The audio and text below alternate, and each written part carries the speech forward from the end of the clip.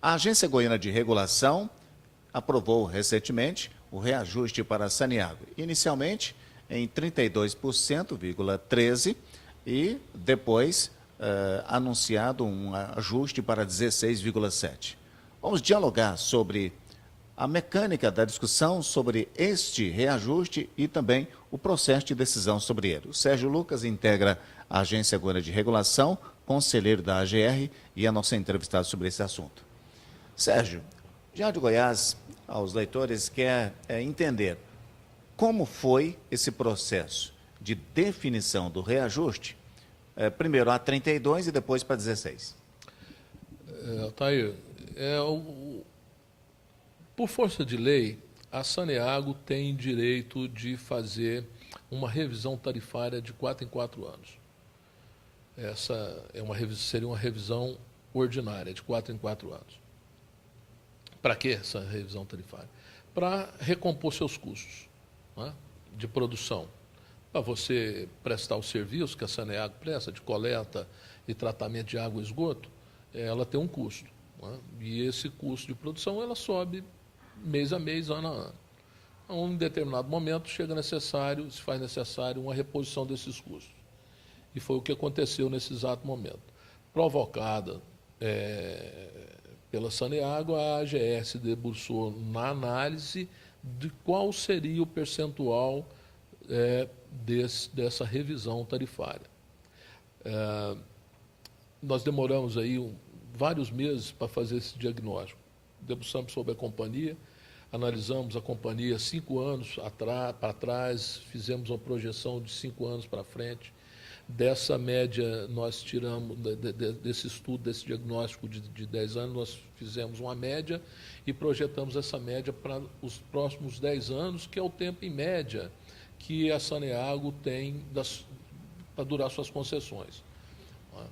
Então, nós adotamos a sistemática de adoção para o cálculo do reajuste, da revisão, foi o fluxo de caixa descontado.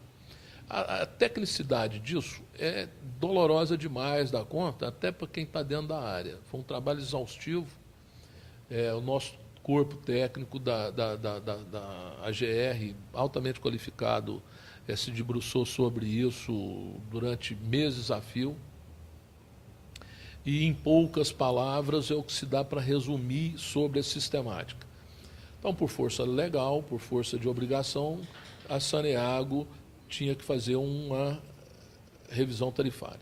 Bom, dito isso, nós fizemos o estudo e chegamos a um valor de 32,13%.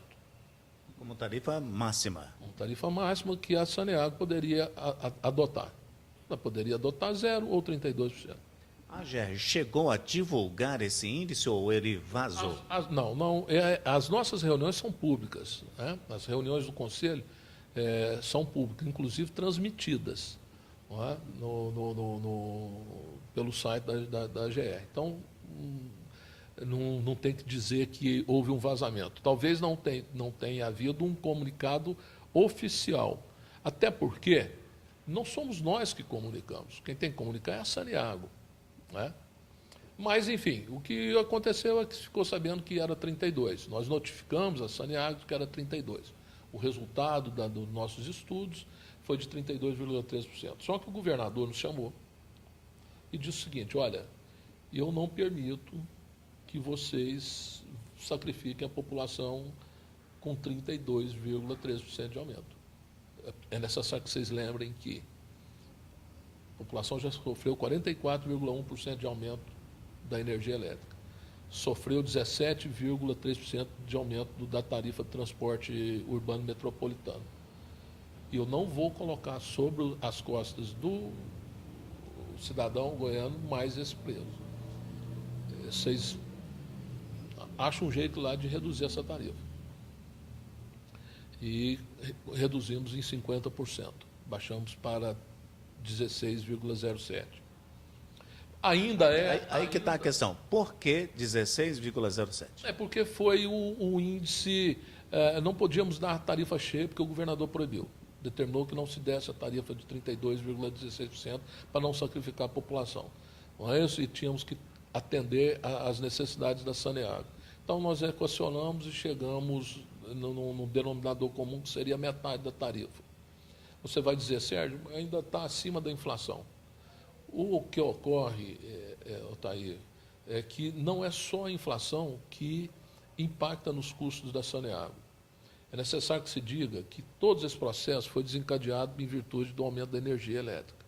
A energia, ao aumentar 44,1%, ela desencadeou um surto de reajustes no Brasil. Não é só em Goiás, no Brasil. E não é só no setor público, no setor privado também. Para você ter uma ideia, o meu barbeiro aumentou o corte de cabelo. Mas aí há um detalhe. A Saneago vem de prejuízo no ano anterior?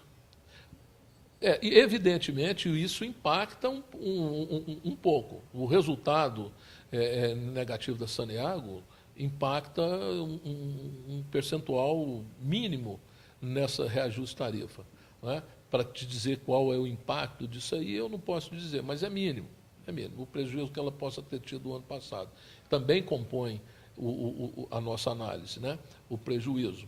O que a GR então coloca é que os números são justificáveis do ponto de vista de cálculo, de contabilidade, do ponto de vista econômico? Os números que nós chegamos, é um processo público. Até a oportunidade que você coloca, para mim, é importante, porque é necessário que se diga que isso é feito de forma pública. Essa revisão tarifária foi colocada em consulta pública. Nós notificamos formalmente a Prefeitura de Goiânia, a Prefeitura de Aparecida, a Prefeitura de Anápolis, isso de maneira física. E notificamos de maneira virtual todas as prefeituras do Estado de Goiás. O Ministério Público, a AGM, Associação Goiana de Municípios, e foi feita a consulta pública, publicada no site da GR, esperando ter contribuições externas. Alguém apareceu? Não recebemos contribuição nenhuma. Inclusive, eu queria aqui pontuar que eu vi que a bancada do PMDB vai fazer uma representação ao Ministério Público. Já fez, né? Dizendo que essa tarifa é abusiva na medida que ela é muito acima da inflação. Se essa ação deles lograr efeito, eu gostaria muito que ela se estendesse também ao aumento da energia elétrica e ao aumento do transporte coletivo urbano, que também foram bem acima da inflação. O que eu quero dizer com isso é que a inflação não é só a inflação que impacta o custo da Saneago. A inflação também impacta o custo da Saneago, mas não é só a inflação que impacta o custo da Saneago. E os nossos cálculos foram muito bem feitos, está lá à disposição. Acho que a Assembleia deveria ter tido cuidado de, antes de tentar colocar em dúvida um trabalho muito bem feito que os nossos técnicos desenvolveram, tivesse ido lá, procurado o processo, fizesse um estudo, está errado aqui, se estiver errado aqui, nós corrigimos. O deputado do PMDB, Bruno Peixoto, afirmou que o reajuste deveria ser zero, porque ele estaria ilegal em virtude da concessão de que não foi renovada da Prefeitura de Goiânia para a Saneago e de que não teve anuência dos prefeitos do interior de Goiás para a aplicação desse reajuste. Como o senhor analisa esse documento à luz da legislação? Né, eu acabei de dizer para você que esse reajuste foi colocado em consulta pública e foram notificados todos os prefeitos. De forma... A consulta, então, é para a manifestação. Houve uma espécie, de concordância tácita. Não é depois, não. Nós não mandamos notificação depois, nós mandamos antes de chegar a esse resultado, enquanto o estudo estava sendo feito, nós comunicamos. Porque se tivesse havido da parte de alguém a intenção de se manifestar e de participar do processo de cálculo, de estudo, ia ser muito bem-vindo. Os prefeitos sabem que este é o espaço para que eles pudessem manifestar a anuência ou não deles? Tem que saber, né? Se não sabe, deveriam, né? Mas, enfim, cada prefeito tem tantas atribuições, tem tantas atribulações, talvez ele nem pense, nem saiba que tinha que se atentar a esse detalhe, né? Mas, se não ele, pelo menos algum assessor dele poderia ter dito, né? Orientado ele de tal maneira assim. E aí ele vinha, né, como de uma maneira geral, qualquer pessoa da população poderia ter vindo dar contribuições à audiência pública e a esse processo de revisão tarifária, que é um processo público, foi feito de forma pública.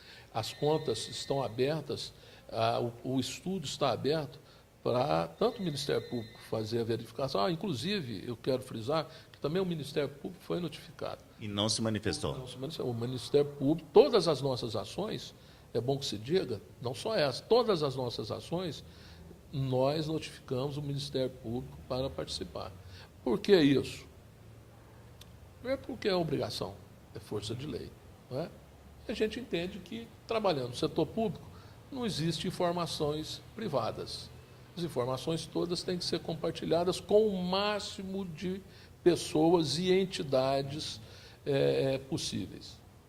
Então, o deputado, eu respeito a opinião do deputado. Acho que o deputado está na função dele. O deputado é oposição, ele tem que fazer, tem que mostrar para a população que está preocupado, que está trabalhando, que está atento às necessidades da população. E nada melhor do que um momento desse, onde existe uma exposição de um assunto tão importante e tem toda essa exposição na mídia, nada melhor do que isso, o deputado mostrar o serviço. Né? Então, o deputado aproveitou essa difusão enorme através da imprensa, essa exposição enorme através da imprensa, falada, escrita, televisada, e mostrou a sua presença. Estou aqui participando. Né? Deveria ter participado antes, mas está participando agora, é justo. Né? E se o Ministério Público entender que nós devemos prestar algum esclarecimento, está lá, todo o estudo está feito e muito bem feito, está lá, à disposição. Eu gostaria apenas que, numa próxima ocasião, o deputado primeiro se dirigisse à AGR. Vai lá, pega o processo, vê se tem alguma coisa errada, vê se tem alguma coisa fora do contexto, dizer que está acima da inflação. Pô, então todos os reajustes foram acima da inflação. Tá aí. A gente não pode ser hipócrita e nem pode ser sectário dizer que o administrador público dá aumento porque quer dar aumento. Obrigado ao senhor, né, pela explicação. A AGR está aí, pelo que eu entendi, aberta, né, se novos questionamentos forem feitos e, no caso, esse processo do Ministério Público deve apresentar aí algumas questões, mas certamente algumas delas foram respondidas nessa entrevista. Obrigado. É um maior prazer. Está lá aberto, não só ao Ministério Público, à Assembleia, mas a toda a população. A AGR eu gostaria de frisar, a AGR é o órgão que fiscaliza os serviços públicos. A AGR é a ponte entre a população e o poder público. Então, nós existimos principalmente em função do usuário dos serviços públicos. Essa é a nossa função. Obrigado.